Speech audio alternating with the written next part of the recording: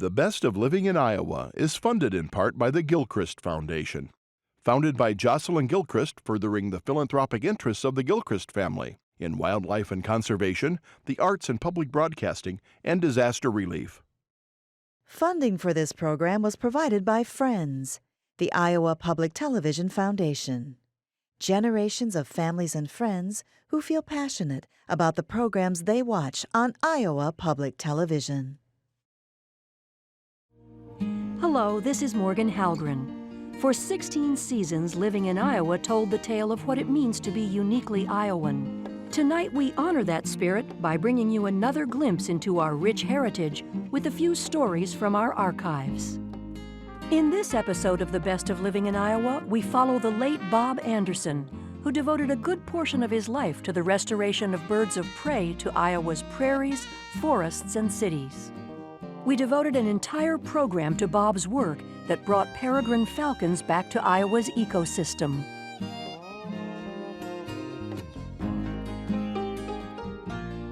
Tonight we have a special half-hour Living in Iowa on the work of a man who is quietly pursuing a personal dream.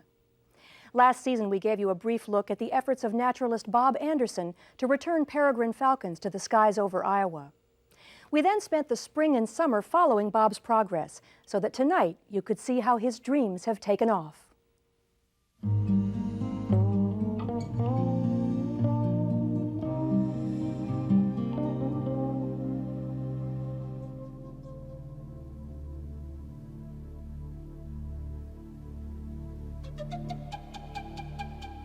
While they're only about the size of a crow, peregrine falcons have been clocked at speeds of up to 220 miles an hour.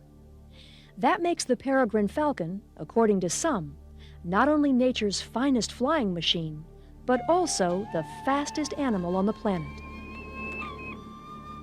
Their scientific name of Falco peregrinus means falcon wanderer, and at one time peregrines could be found wandering the skies over North America from coast to coast. That changed in the 1960s because of a chemical insecticide known as DDT. And by 1968, there were no peregrine falcons east of the Mississippi. Perhaps that's why there was a mixture of excitement and concern when, on a warm April day in 1998, two of nature's top guns battled it out in the skies over a Wisconsin power plant. Whoa!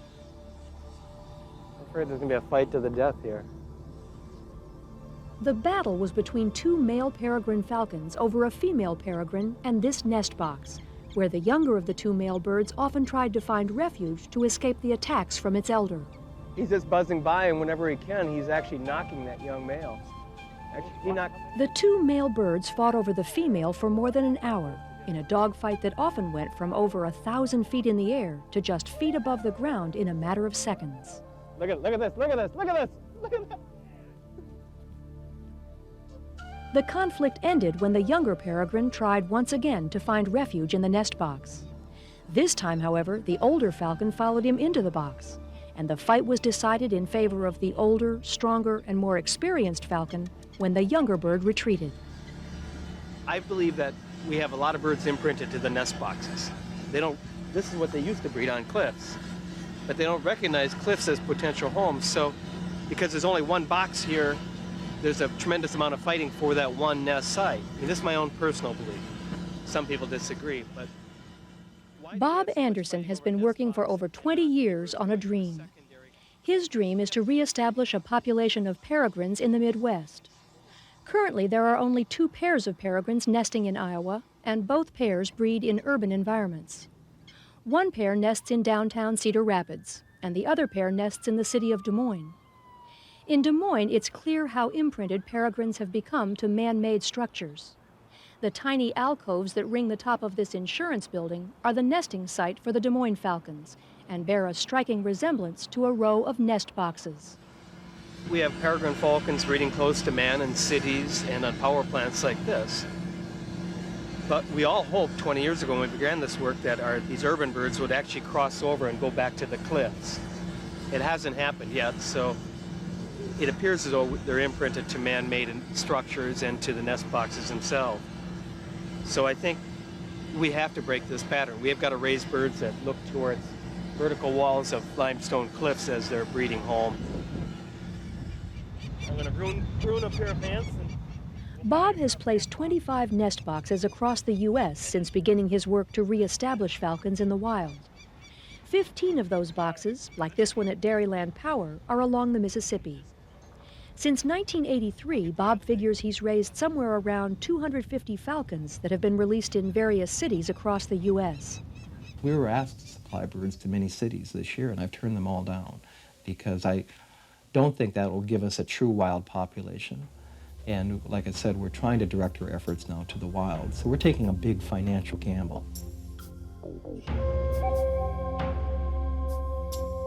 What has brought Bob to this point in his dream hasn't been without personal sacrifice. In 1989, he took a leave of absence from his job at 3M in Minnesota to pursue his dream full-time. He sold his house and moved to northeast Iowa after discovering what he felt was the perfect peregrine habitat. And even though he has set up a nonprofit organization to help pay for the cost of raising falcons, he's gone through most of his life savings. If we had continued our work with supplying birds for city releases, which we've been doing for the last 10 or 15 years, actually supplying birds for city releases throughout the Midwest, we probably could still be sitting financially sound because there's a lot of interest in the cities. However, the problem is there's not a lot of interest like there are in cities for supporting a wild population. The city peregrines have many followers.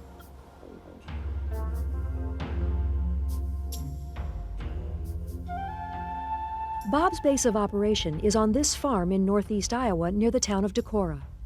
In what used to be a hog shed, Bob keeps 6 pairs of peregrines for breeding purposes.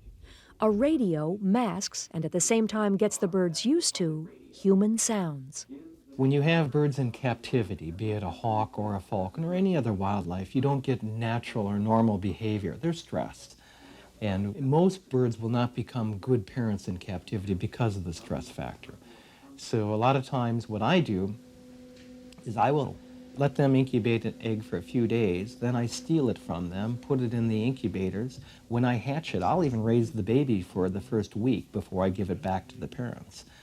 And I think it's just because I'm concerned that being in captivity, being stressed, they might not be the best parents. They might not sit on the eggs properly, they might not be or feed the babies properly.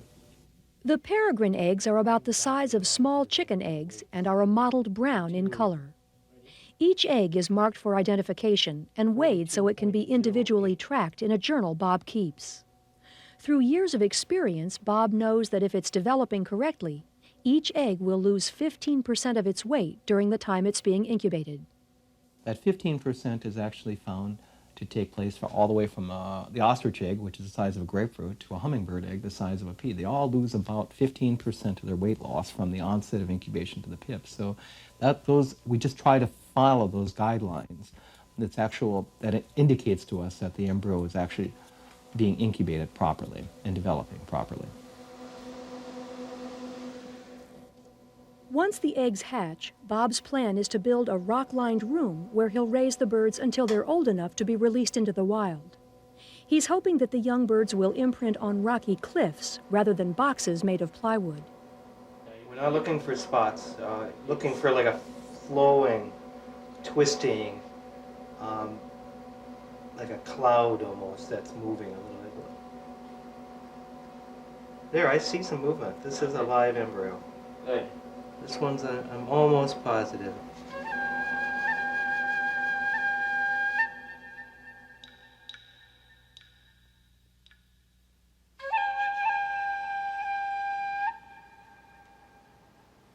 It's also part of Bob's plan to release the falcons he raises here in Effigy Mounds National Monument just north of Marquette, Iowa.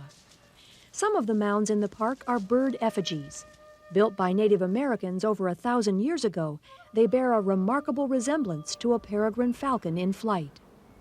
I've learned that when you release birds, you want it to be in a very prominent spot. In case a bird flies across the river, they can see the release site and see where the food is put out for them and come back. It makes it for a safer release. You lose less babies. So this area is very prominent. It's also a pretty large rock, and it's in just the immediate proximity of all the historic cliffs where the peregrine nested, both in Minnesota, Wisconsin, and in Iowa. And then also, because it's so wooded, I don't think we'll have predation by great horned owls. This does not appear to be great horned owl habitat. So for that reason, it just appears to be a safer place to launch off some birds and get them to survive.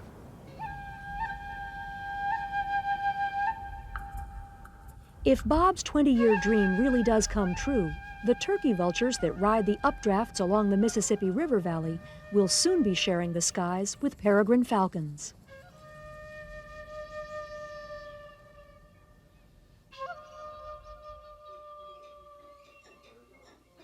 The falcons kept for breeding purposes will lay more eggs to replace those taken from their nests, increasing dramatically the number of falcons Bob can raise in a season.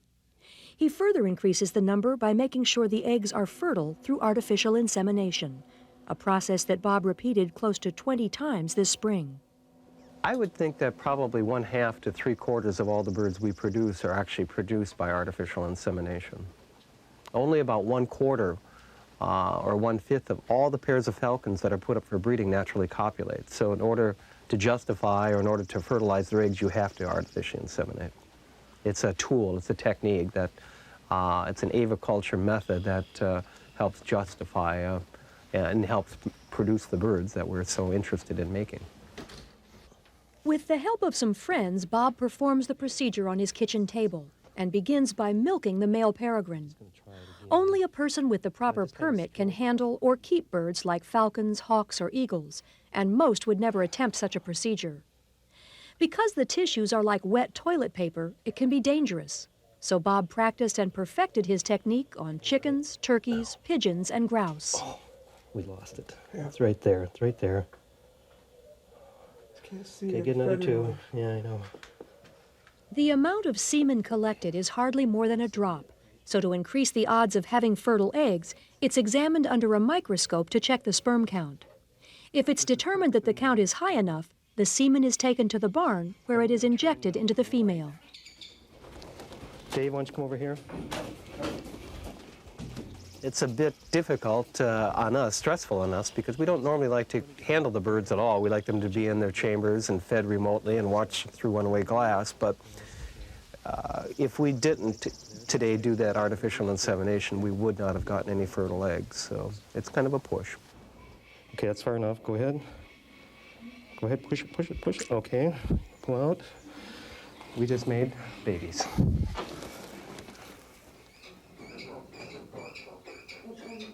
From his 6 pairs of breeding birds, Bob hopes to get up to 20 fledglings. It takes 33 days from conception for the eggs to hatch, and each falcon will cost $1,700 to raise to a point where it can hunt for itself. Right on schedule, 33 days after being laid, the egg is about to hatch. After hearing Bob speak at their middle school, a group of students is visiting the farm. If you look, you can actually, there, hear it? Oh, yeah. This one, you can see where it's starting to break up. This one should be coming out in just a little bit. So you heard it, so didn't you? All right. The students decided after their visit to present Bob with a check for $1,000, money left over from an Earth Day fundraiser. It's money that will take the edge off some of Bob's financial concerns. While the students did choose a good day to visit, their timing wasn't perfect. The students had to return to town just as the chick began to peck through its shell, a process that lasts for hours and takes great effort as the chick rotates inside the egg and chisels away at the shell. A fiber optic camera actually goes inside an egg where you can see the baby peregrine using its beak as it struggles to free itself. This incredible first-time footage is courtesy of a German television company that is producing a documentary on peregrine falcons. Every time he pushes, he stretches, and that cracks the egg. John Dingley, longtime friend of Bob's and head of the board for the Peregrine Project, which supports Bob's work, guides the fiber optic lens. Before attempting this delicate procedure, John practiced on a variety of different kinds of eggs. He's moving so fast that I can't keep up. He's going to be out any second now. Finally, the chick pushes its way out of the shell, wet and exhausted from the effort.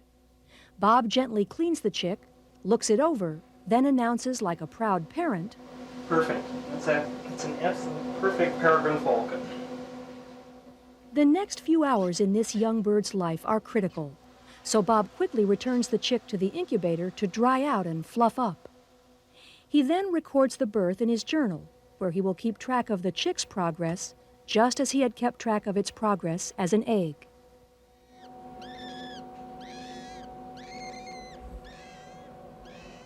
During the night, Bob moved the young falcon to a tray with a heating element. By morning, what was pink and wet is now white and fluffy, and calling to be fed. At Bob's place, there's only one thing on the menu: ground quail with a light saline sauce. He feeds the bird through a small hole in a plastic bag.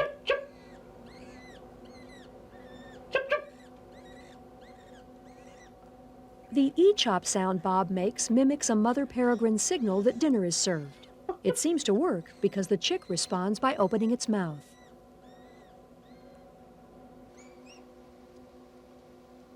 In the wild, peregrines nest on cliffs and lay their eggs on gravel, much like the gravel that lines the bottom of the tray. Since there is no mother peregrine to keep the chick warm, Bob has placed a heating element in the tray. If the young falcon is cold, it will move closer to the heat, and if it's too warm, it moves further away. But I'm going to give him just a little bit more saline.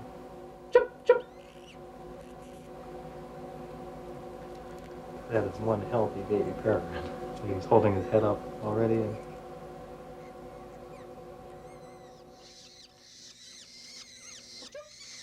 as the size of Bob's brood of baby peregrines rapidly grows in size, lunchtime takes on the appearance of a preschool cafeteria. Since one baby peregrine looks pretty much like another, until they're old enough to be banded, each chick is color-coded with a splash of color, helping to identify who's who in the nursery. While Bob is off tending nest boxes, Dave Kester, a local resident interested in Bob's work, lends a hand with some of the feeding frenzies. Before the chicks have a chance to imprint on humans, however, Bob returns them to their parents. The adult peregrines immediately begin to care for them, as though they had just hatched.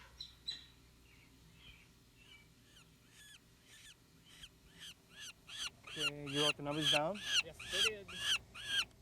To help pay for the expenses of raising peregrines, Bob uses grant money he receives for research conducted at the 10 nest boxes he manages. This particular baby falcon is one of 2 whose nest site sits on top of the containment dome of a nuclear power plant in Red Wing, Minnesota. The leg bands are an identification card of sorts that this young bird will carry for the rest of its life. Once it's banded, Bob draws a sample of its blood. We take blood for 2 reasons.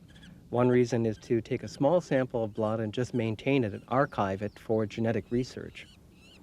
We have a really wonderful scientific opportunity here. We're starting with ground zero. We're creating a population from ground zero. It's a wonderful, unparalleled scientific opportunity. The other blood sample is actually taken for heavy metal analysis. Heavy metals that are associated with the electric power utility industry, the burning of fossil fuels, mercury, chromium, arsenic, selenium, things like that. Bob has found that the stacks on power plants are good places to put his nest boxes. So much so that all 10 of the boxes he's managing are on power plants. To the peregrines, the smokestacks resemble cliffs where they have traditionally nested. Another reason the power plants appeal to the falcons is because they are located near a body of water. The water serves as a coolant for the power plants and provides a hunting ground where falcons can easily catch their prey, which is other birds. It's a good arrangement for the peregrines and for the power companies who use the blood samples Bob takes to measure the effects of smokestack emissions on the environment. We finally brought the peregrine falcon down to the Mississippi shores of Iowa and Minnesota and Wisconsin by utilizing this unusual marriage of peregrine falcons and power plants. But also it's created quite a bit of interest and enthusiasm for the peregrine falcon. And these power plants and the biologists and the communities also feel as though that the falcon should also be on the cliffs. So it's kind of giving us a shot of adrenaline to carry on our final mission, and that is to get the birds back in the true wild also. The King plant in the city of Bayport, Minnesota, is the location for the first power plant nest box. Northern States Power has given May, the female peregrine who nests there, her very own web page, and over 100,000 people have gone online to see May live on the bird cam. She's become something of a star, and there was quite a turnout when Bob banded her 2 offspring, Prescott and Smoke. May herself is an offspring of a bird that Bob raised, and demonstrates how aggressive peregrines can be in protecting their nests. She's so aggressive that brooms are used to keep some distance between May and Bob as he returns her chicks to the nest. However, when Bob turns to leave, May swoops in for an attack. Another camera angle rolled at half speed shows the whole story of how she first clips the head of the cameraman who is filming Bob, then, after swinging away from the stack, is able to align herself for a straight shot at Bob.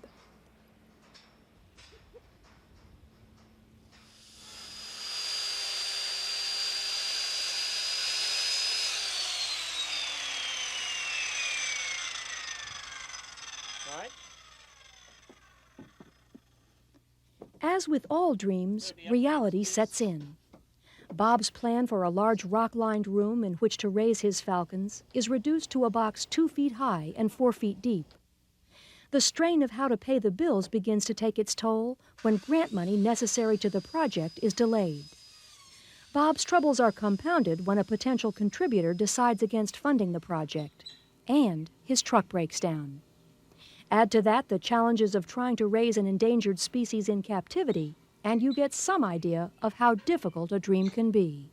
Yeah, I think there's times that, to me, you just feel that you just can't go on.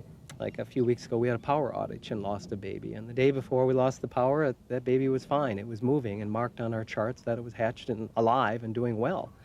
And the day after the power outage of 6.5 hours, the embryo did not move. So, I mean, that's quite a blow. I mean, that's one more bird that won't be released on a cliff. It'll be one more digit or one more number that people won't get to see or hear about. Yet it's a lot of things that are out of our control, you know. But every time we do have a loss like that, you feel like you kind of let somebody down. Somebody that's expecting to have an X number of birds will get -1 when things like that go wrong. Of the 20 fledglings he hoped for, only 9 chicks make it to the rock-lined box. But that's 9 more than would have made it without Bob's work.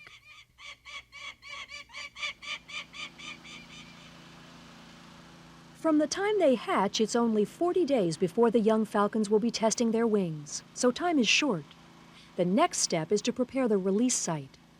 2 hack boxes will offer shelter to the young falcons until they can fend for themselves.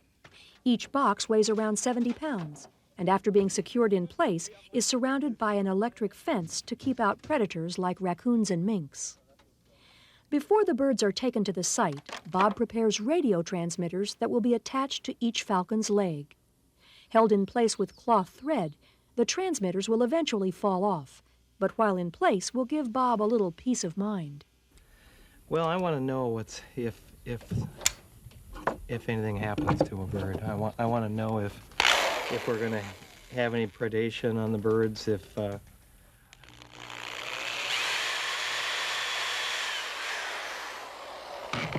any were killed by a great horned owl, or if any were killed by a mink.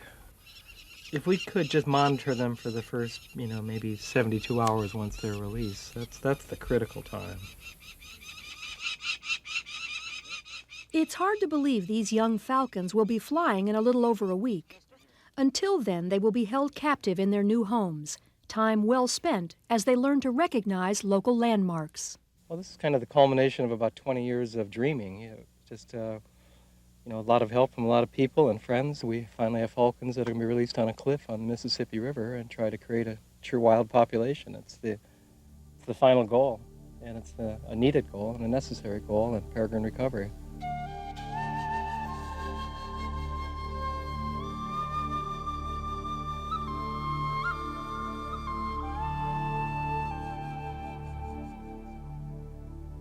Nine days after being put in the boxes at Hanging Rock in Effigy Mounds National Monument, the falcons are set free.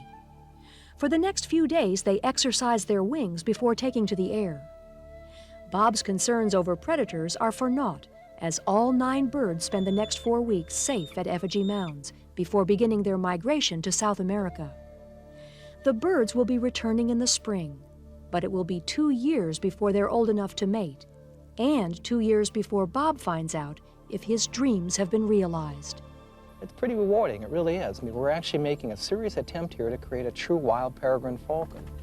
And to see all the excitement, and see all the interest, and see the people that are walking miles out there to come and view that, it's a pretty remarkable event. It's happening. It was a daydream a decade ago, and now it's coming to fruition.